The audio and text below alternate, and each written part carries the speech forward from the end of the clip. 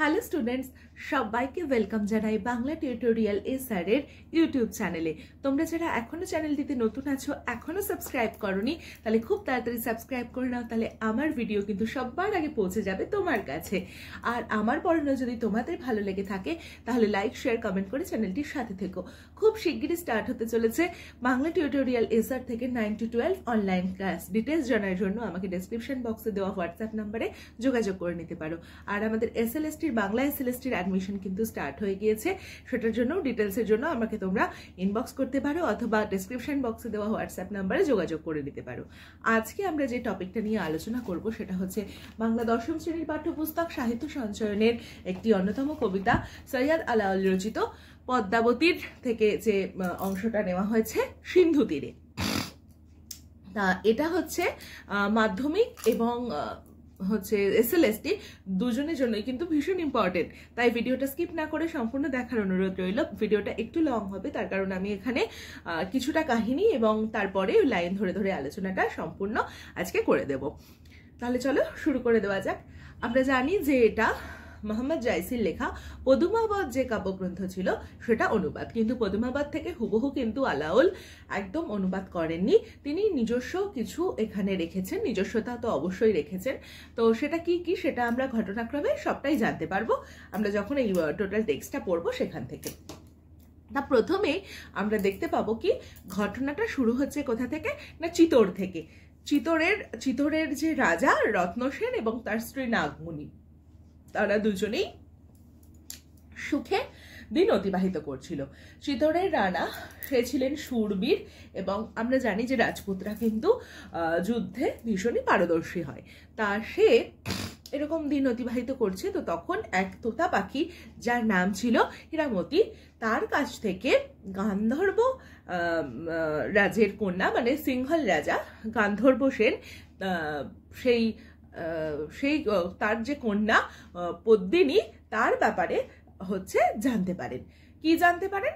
যে একজন সে হলো এক মানে পদ্মিনী বা পদ্মাবতী, তার ব্যাপারে জানতে পারেন। তা সে হচ্ছে অসাধারণ রূপে গুণে একটা মেয়ে, যার পরবর্তীকালে তার রূপের বর্ণনা কিরকম সেটা কবি এখানে এই কবিতাটাতে করেছেন, তখন আমরা জানতে পারবো। তো তারপরে ঘটনা এরকম ভাবে এগোতে থাকে যে রাজা তখন ছদ্মবেশে তার কয়েকজন বন্ধুকে নিয়ে সিংহল যাত্রা করেন এবং সেখানে গিয়ে পদ্মিনী বা পদ্মাবতীর সঙ্গে দেখা করতে গিয়ে কি হয়, তারা সেখানে রাজার হাতে ধরা পড়ে যায়। ধরা পড়ে যাওয়াতে তাদেরকে অনেকদিন সেখানে তাদেরকে মানে কারারুদ্ধ করে রাখা হয় এবং পরবর্তীকালে বেশ কিছু ঘটনা আসে যে রাজা পরে গান্ধর্ব রাজা যিনি ছিলেন মানে সিংহল রাজা যে গান্ধর্ব সেন, তিনি জানতে পারেন যে এরকম মানে তিনি হচ্ছেন আসলে চিতোরের রানা।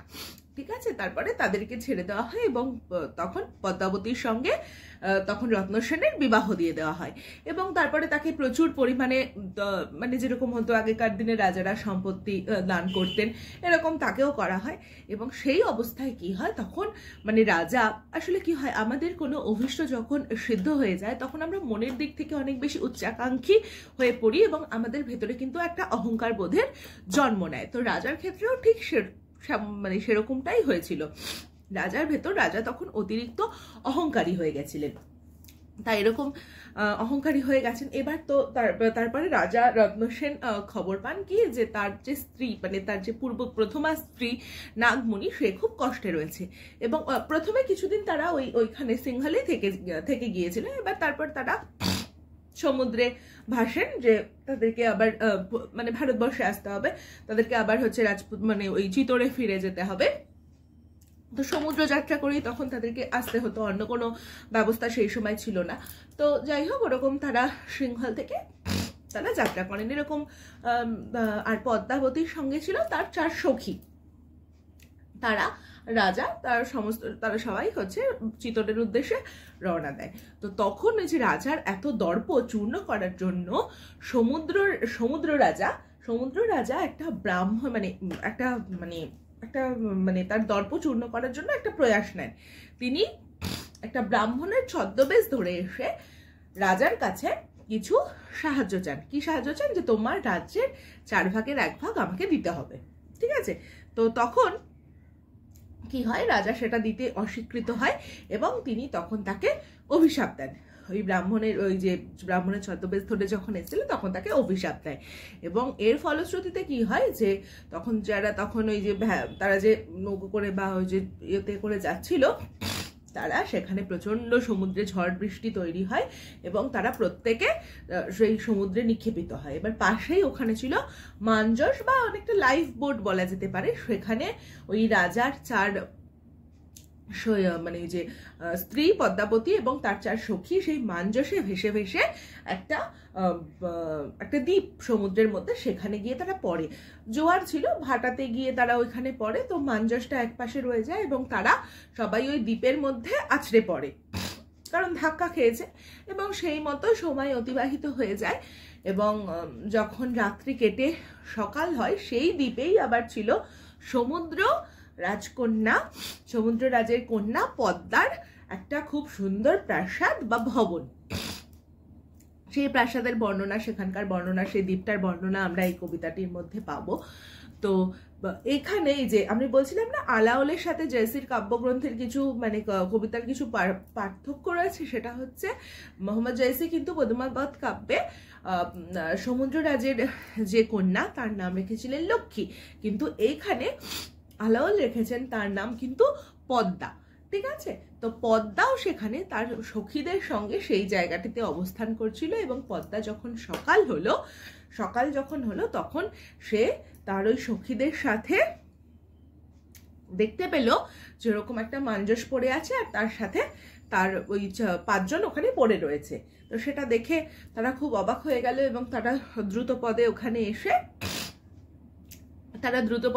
এসে দেখলো যে ওরকম সবকিছু তাদেরকে নিয়ে গিয়ে সেবা শুশ্রূষা করলো এবং তারা বাঁচলো এবং পরবর্তী সময়ে তার বাবাকে অনেক অনুনয় বিনয় করার পর ওই রত্ন সেনকেও তার কাছে এনে দেওয়া হলো। এইভাবে ঘটনা এগিয়েছে। তারপরে তারা চিতোর যায়, তারপরে আবার ওই পদ্মাবতীকে পাওয়ার জন্য কয়েকজন আরো উদ্গ্রীব হয়ে ওঠে, যেমন দিল্লির সুলতান আলাউদ্দিন পদ্মাবতীর রূপগুণের কথা শুনে তাকে পাওয়ার জন্য যুদ্ধও করে ফেলে রত্ন সেনের সাথে, কিন্তু যুদ্ধে পরাজিত হন।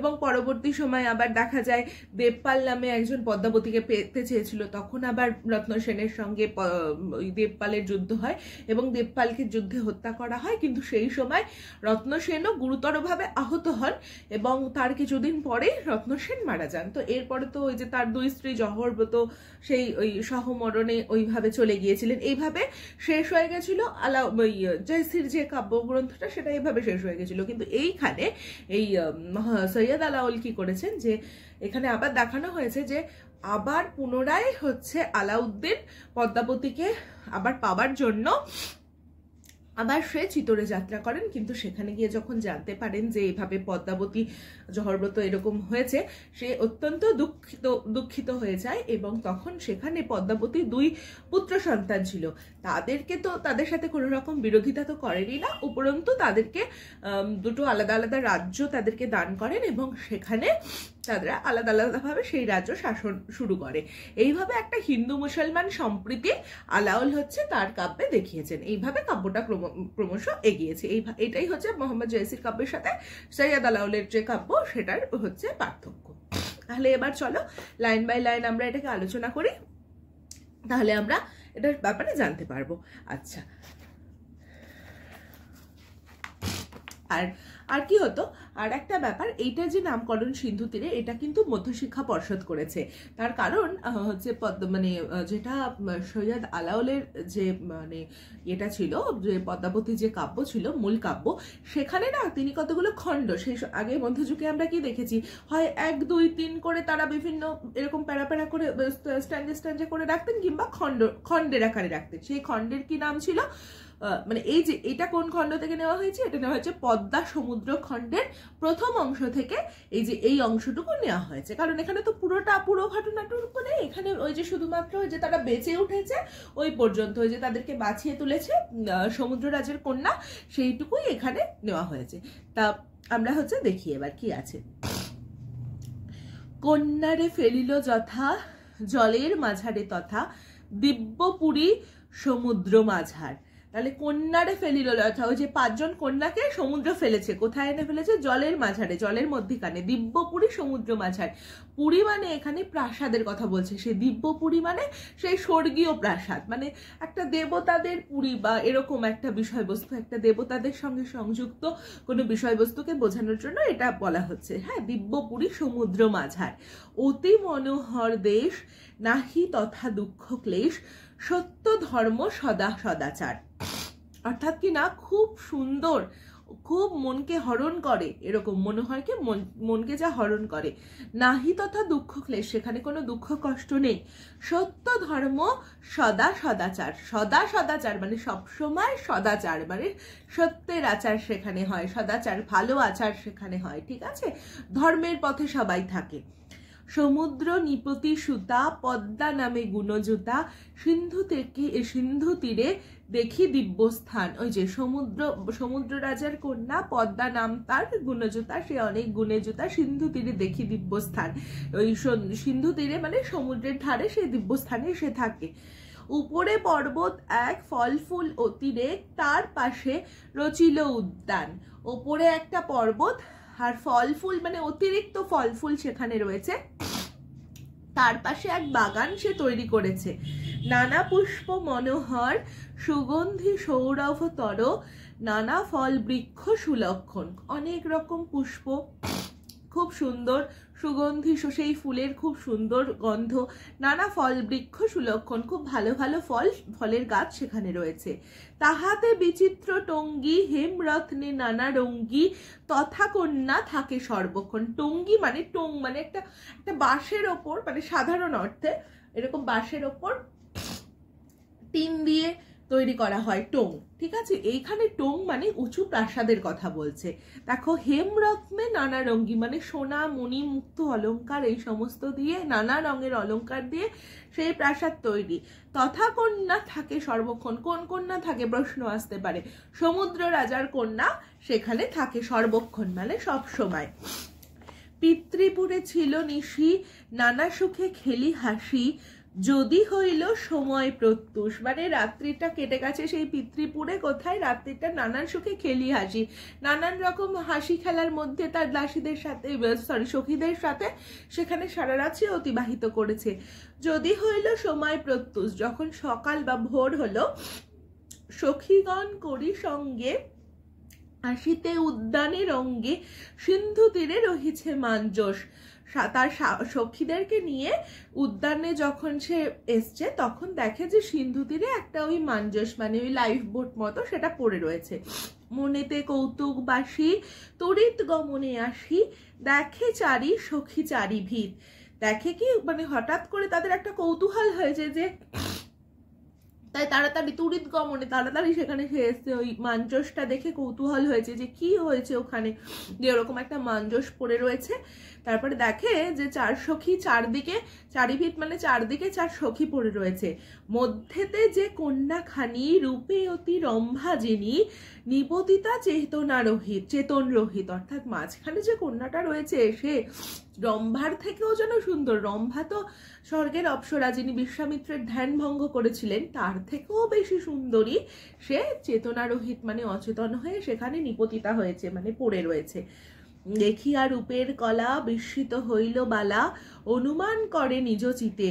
তার ওই রূপ মানে রূপটুপ দেখে সেই বালা মানে সেই মেয়েটি তো অবাক হয়ে গেছে এবং অনুমান করছে, যে মানে নিজের মনে মনে অনুমান করছে, ইন্দ্রশাপে বিদ্যাধরী কিংবা স্বর্গ ভ্রষ্ট করি, অচৈতন্য পড়িছে ভূমিতে। আমরা জানি বিদ্যাধরী বলতে কি, ওই ইন্দ্রের সভায় যে বিখ্যাত যে গায়িকা, শ্রেষ্ঠ গায়িকা, সে হয়তো কোনোভাবে ইন্দ্রের শাপ পেয়েছিল। আগেকার দিনে তো, আগেকার দিনে না, মানে ওই দেবতাদের স্বর্গে তো এরকম প্রায়শই দেখা যায়, যেমন বেহুলা লক্ষিন্দর, তারা হচ্ছে ওরকম নর্তকী ছিল, তারা অভিশাপে হচ্ছে বেহুলা লক্ষিন্দর, অনিরুদ্ধ আরুষা, তো সেরকম এরকম প্রায়শই ঘটনা ঘটতো। তো সেরকম তারও দেখে মনে হচ্ছে কোনো এরকম অপ্সরা বা কোনো বিদ্যাধরী হয়তো অভিশাপ পেয়ে যেরকম মাটিতে এসে পড়ে, যেরকম মর্তে এসে পড়ে, সেই রকমের কথা বলছে।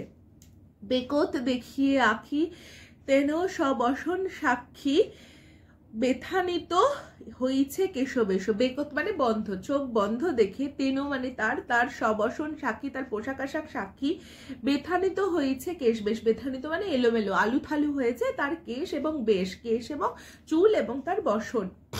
বুঝি সমুদ্রের নাও ভাঙিল প্রবল বাও, মোহিত পাইয়া সিন্ধু ক্লেশ, মানে সমুদ্রে তার নৌকো প্রচন্ড বাতাসে, বাও মানে বাতাসে হয়তো ভেঙে পড়েছে, মোহিত পাইয়া সিন্ধু ক্লেশ, তাই সমুদ্রের সে কষ্ট সে পেয়েছে, তাই ওই আলুথালু কেশ বেশ।